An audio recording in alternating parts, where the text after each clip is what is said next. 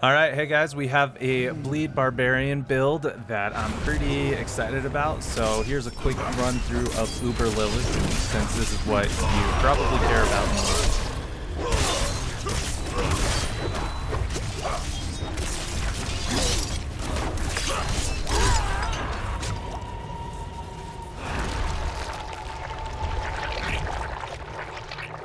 At the end of the video, there's 2 more run-throughs so you can see how the timing works as well.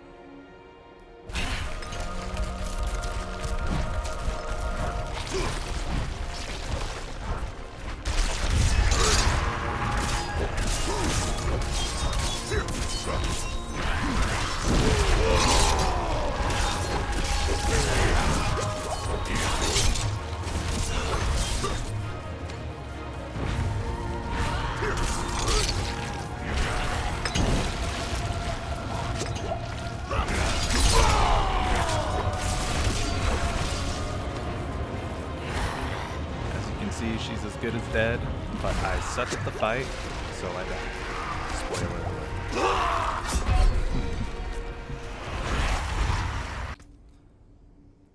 Cool. So let's take a look at the build. For the expertise, I use two-handed axe expertise for the increased damage to vulnerable enemies, as well as the critical strike chance against vulnerable enemies. We keep everybody vulnerable pretty much the whole time. On the skill tree, I started with Flay, as it can make your enemies vulnerable, and we've learned that multiplier is huge in this game, so it's definitely one of the smarter choices. It's double the chance with two-handed weapons, which we use, so 30%, it's great. I intended for this to be Thorns in the beginning, but I kept Combat Flay because of the damage reduction, and it's really easy to get that 12%. I also think Thorns and Bleed are working together on this. For my core skill, Rend for more bleeds. Gotta keep them bleeding, gotta keep them vulnerable, and this definitely helps make sure that happens. When using Rend, you get that extra 12% damage to vulnerable enemies, which Flay and Rend will keep them vulnerable, as well as the axe expertise. In reality, you can use any of these core skills. A lot of people do use Whirlwind, but I chose Rend because, again, bleeds, baby. So moving on to the defensive skills, I focused on having all of the shouts, and we'll get into that in a moment. I maxed out Imposing Presence to gain the additional maximum life, as it helps with challenging shout. You get 30% of your max health as Thorns, and you get even more health when you use that, so it really helps stack up. It helps with survivability, and it helps give some Thorns, which this was originally intended to be. Now I think it's Thorns and Bleeding, so definitely strategic challenging shout for that. Rallying Cry is helpful, movement speed and unstoppable when you're running the dungeons, but also unstoppable for Uber Lilith. When you get hit by those little blood blisters, it slows you down, it makes it hard to dodge. Outbursts, you only need 1 point in because the Thorn scales terribly, but Tough as Nails I use because you get additional Thorn damage, but your Thorns count as bleeding, and to make this work, you need to make sure that you are consistently applying bleeds to have that stack the way that it does here. So for brawling, the only skill we use is Warcry to increase our damage and give us berserking, which berserking I've realized is where this multiplier really works, so you have to be constantly berserking. The third one doesn't really matter, so I switch those around every so often. Max out the duration of your shouts, of course, and swiftness is all up to you. The reason I actually put 2 out of 3, it's perfect when Uber Lilith cleaves. You can just run without dashing and it dodges them perfectly. Max out that booming voice. I did 1 in Raid Leader for the heals, since we have 3 shouts. That's 3% heals, and that's actually a lot. And then the damage reduction doesn't really matter, but you know, you get 1 for each shout, so that's great. Damage reduction while berserking, that is a very key component of this build. It's vulnerable, bleeding, and berserking, so it's extremely important. I maxed that out for the damage reduction, as originally it was intended for Thorns, like I said, but realized Thorns is still a key part, but we are focusing on the bleeds. I only put 1 into Hamstring because the slow is great at 60%, but we really only need it for the crowd control effect in dungeons, and it will continue to apply to bosses like Lilith, which is great. Max out Cut to the Bone because 15% increased damage to vulnerable enemies on your bleeding effects. We are constantly applying bleeds, and we are constantly keeping them vulnerable, so it's kind of, you know, self-explanatory there. I put 3 into Pit Fighter. You can adjust this how you want, but you are always close to enemies with this build, as it is focused on drawing enemies to you with Steel Grasp. So having that additional damage is helpful, and it is just straight up damage, so max that out. The No Mercy passive is good, but we're not really focused on critical strike chance. So realistically, you could take those out. I left it in just because I used the Barber and it allows me to proc the Barber, really. So yeah, really up to you whether you use that or not. The bread and butter, the key component, the number 1 is Steel Grasp here. There is something broken in it. When I throw it out, it's triggering something. But additionally, it gives us the berserking for 2 seconds, which all of our damage happens while we are berserking. I don't know what it is or how much berserk is putting on as a base, but it makes that bleed just insane. So make sure you definitely use Fighter. Steel Grasp, as nice as the additional charge can be from the other side of the skill, berserking is where all your damage comes from there. So yeah, Warrior Steel Grasp, no thank you, choose Fighters. Only 1 skill into Thick Skin. You're doing a lot of direct damage, especially more so in Nightmare Dungeons when you bring everyone to you, so it's helpful, but you mostly need the counter offensive because you will get that Fortify, so you do get that additional damage. I had Brute Force on. I can't really guarantee the overpower, but I was just testing it out. That's up to you too. Definitely max out heavy-handed, since most of us will be using the 2-handed weapons. I mean, critical strike damage is great, even though we're not focusing on it. It's just more damage that can happen. You can always respec those wherever you want. The truth is, for your key passive, using Gushing Wounds or Unconstrained are both viable options. I was trying them both out. I think the Gushing Wounds ended up being a little bit more consistent, but Unconstrained is nice because throwing out that Steel Grasp changes it from 2 seconds to 5 seconds, where the Berserk is extremely needed, but you can make Berserk happen all the time whenever you need it, as long as you need it. So that's pretty much the basis of it. Steel Grasp, bleeds, your shouts, and that's that.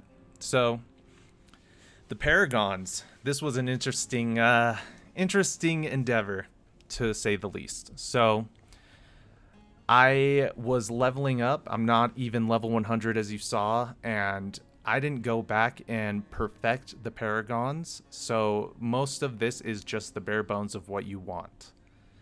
I mean, you can replicate it to get what I'm doing and potentially even make it better. So for the base Paragon, I picked the physical damage side because bleeding counts as physical damage. The maximum life would help with the Thorns, but I'm not focusing on that too much. I used Exploit in my first glyph spot. You can realistically use this in a couple of places, but I put it there just as I was leveling because I know it's a good glyph, as again we've all learned vulnerable damage multipliers are insane in this game. So I put that there first, leveled it to 21 first, and have left it there since. So yeah, just make sure you are using it. So the first board I added, Blood Rage. This was more for the dungeons and leveling experience.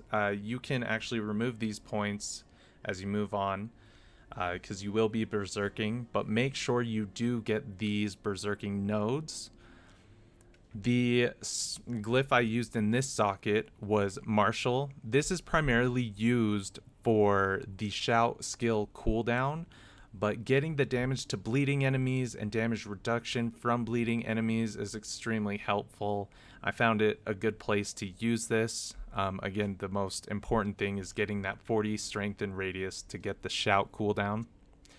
So yeah, there's definitely this rare node that I'm always thinking of getting to, but that costs a lot of points, so I just moved on. The next board that we used is I guess I'll go to that in a second. I used Imbiber, but it's the Decimator board.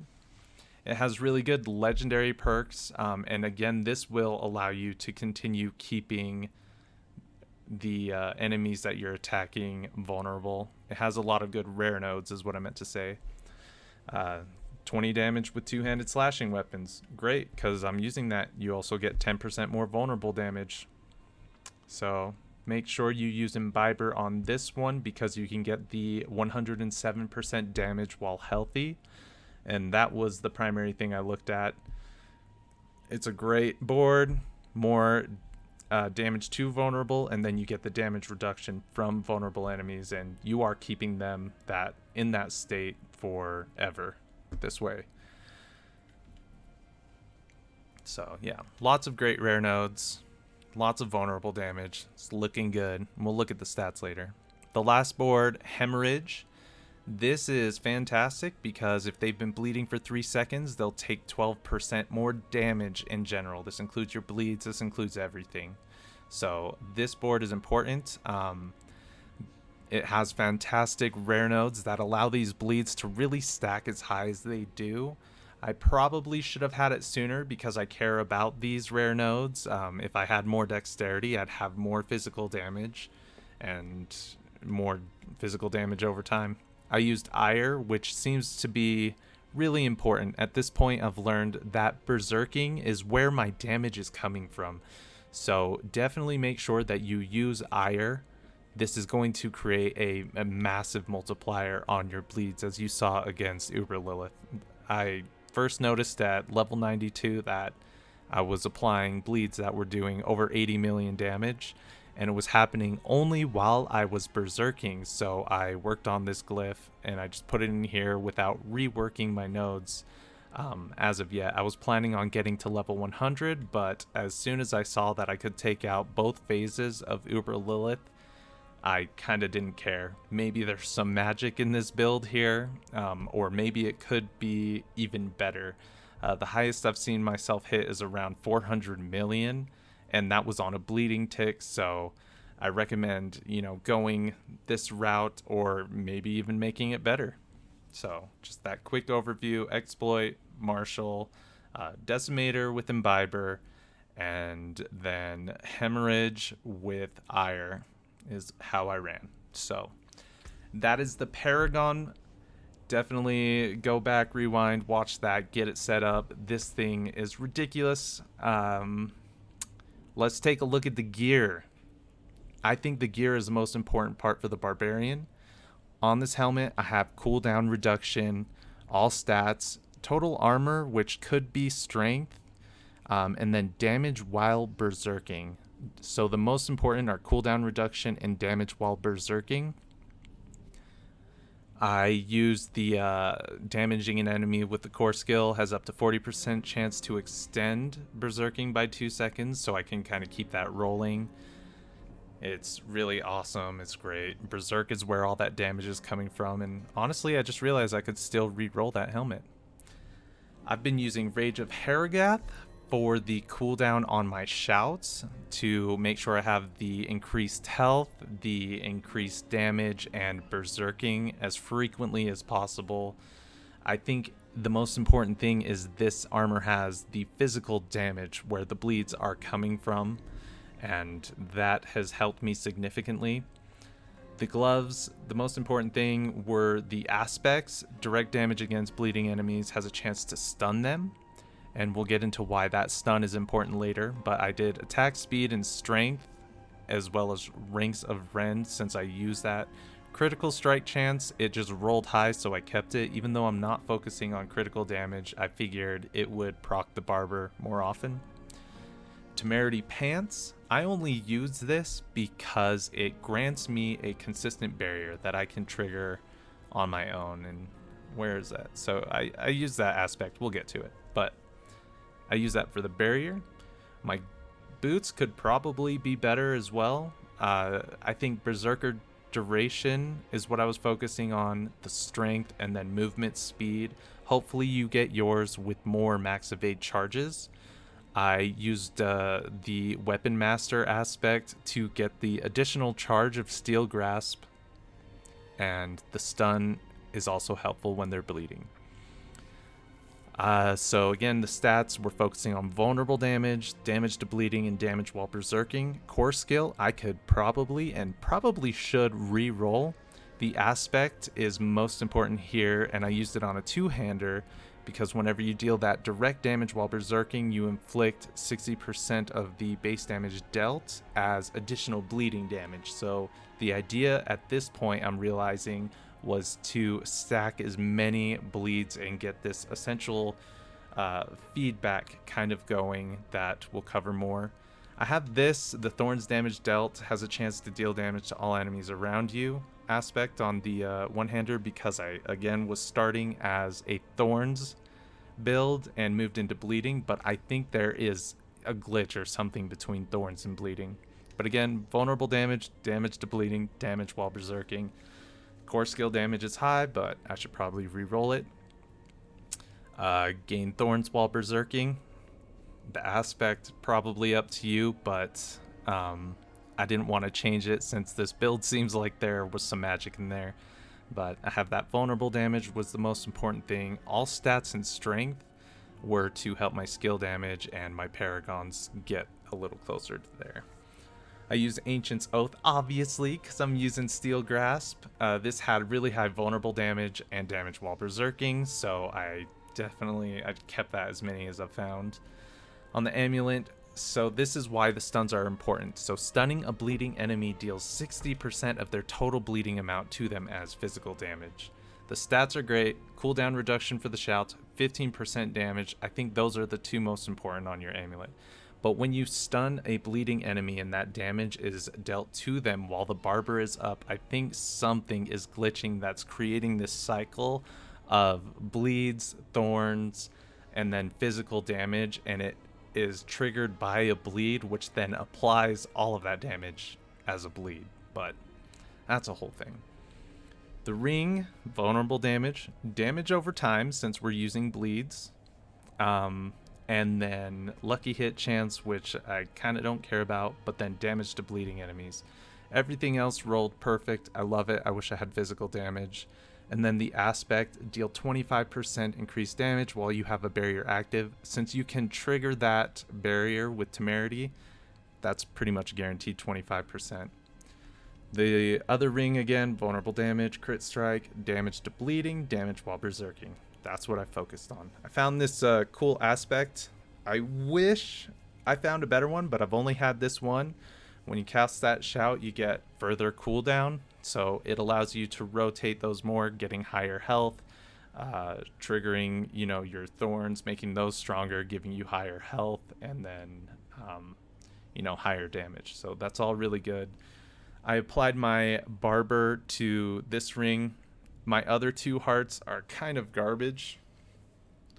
Yeah, I didn't look at these at all. I could probably make my whole build a little better, but yeah, I'm just using this low-level vicious one, and then this devious one that doesn't do anything against elites, really. So, yeah, it's not hard to make this build even better than it currently is. So, let's look at the stats, and then I'll give you guys a couple more runs of Lilith And I will also post a nightmare dungeon. We'll see how high I can go at 93.